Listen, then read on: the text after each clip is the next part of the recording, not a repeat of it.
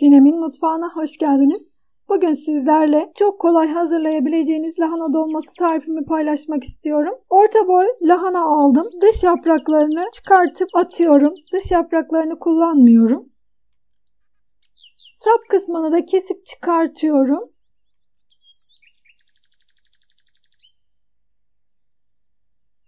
Çok sert olduğu için tabii biraz zor kesiliyor. Bu aşamada çok dikkatli olun.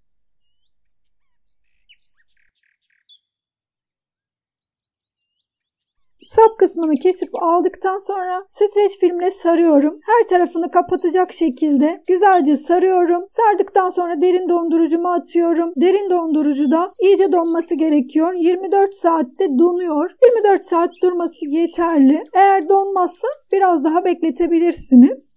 Derin dondurucudan çıkardım. Biraz bekledikten sonra jelatinini açtım. Hala buzlu. Yavaş yavaş çözülmesini bekliyorum. Yavaş yavaş çözüldükçe çözülen yapraklarımı çıkartıyorum.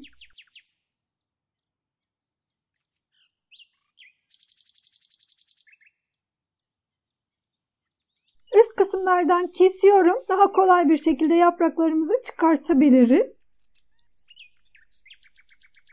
O kadar kolay bir teknik ki lahana haşlamayla uğraşmıyorsunuz. Tek tek yaprakları çok güzel bir şekilde ayrılıyor.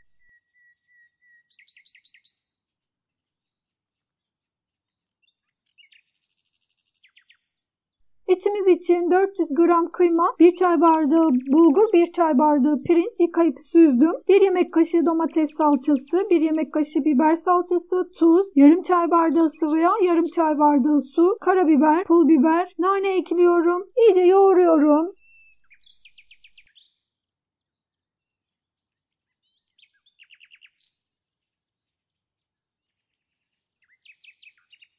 Lahana yapraklarının sert kısımlarını kesiyorum. O kadar güzel oldu ki yaprağınız, bakın istediğiniz gibi sarabilirsiniz. Lahananın kestiğim sert damarlı kısımlarını tencerenin dibine yerleştirdim.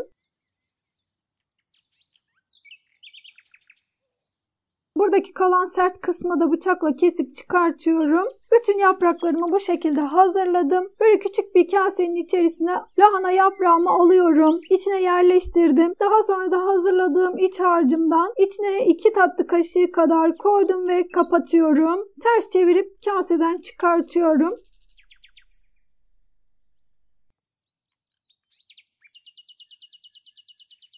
Tekrar göstereyim. Lahananın damarlı kısımları üstte kalacak şekilde lahanayı kaseye yerleştirdim. İç malzememi koydum, kapattım ve ters çevirip çıkarttım. Tencereme yerleştiriyorum. İnanın o kadar kolay ki 5 dakikada tencerede.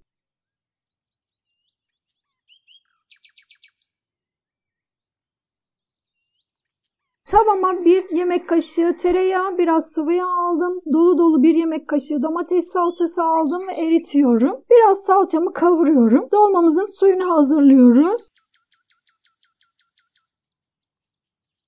Biraz da su ekliyorum. Böyle çok kaynamasına gerek yok. Kaynamaya bakın kenarlarından başladı. Ocağımın altını kapattım ve lahanaların üzerine gezdiriyorum. Biraz daha su ekledim. Çok az daha. Böyle yarısına gelecek kadar lahanaların su eklemeniz yeterli. Kaynamaya başladıktan sonra ocağımın altını kıstım. Kısık ateşte tam 1 saat boyunca pişirdim. Sıcak sıcak servis edebilirsiniz.